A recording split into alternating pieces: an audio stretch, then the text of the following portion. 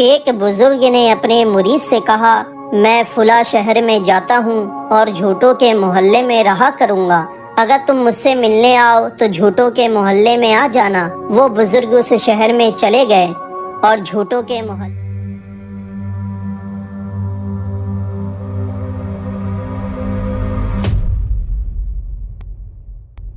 میں رہنے لگے۔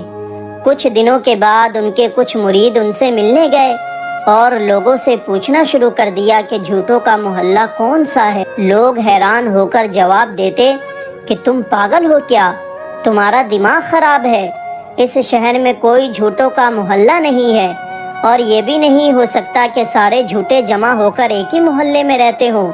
آخر کار وہ لوگ نا امید ہو کر شہر کے ایک کنارے پر قبرستان میں جا نکلے تو کیا دیکھتے ہیں کہ پیر صاحب وہاں بیٹھے ہیں۔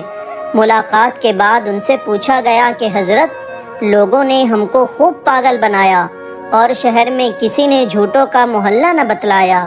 یہ بات سن کر بزرگ نے کہا، دیکھو یہ قبرستان جھوٹوں کا ہی تو محلہ ہے، یہاں کے رہنے والے سب جھوٹی تو کہتے تھے۔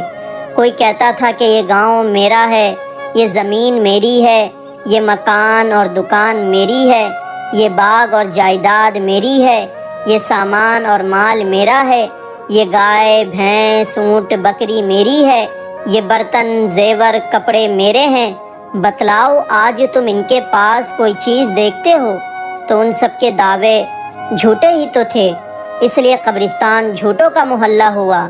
مریدوں کو اس سے بڑی عبرت حاصل ہوئی اور کہا، حضرت بالکل سچ بات ہے، اور سب کے سب اللہ اور رسول کے فرما بردار ہو گئے اور مال و دولت اللہ کی راہ میں خرچ کرنے لگ گئے۔ تو ہمیں بھی اس واقعے سے سبق حاصل کرنا چاہیے اور اس فانی دنیا کو اپنا نہیں سمجھنا چاہیے، بلکہ ہمیں آخرت کی تیاری کرنی چاہیے۔ اللہ ہم سب کو ہدایت دے۔ تو کامنٹ میں آمین ضرور لکھ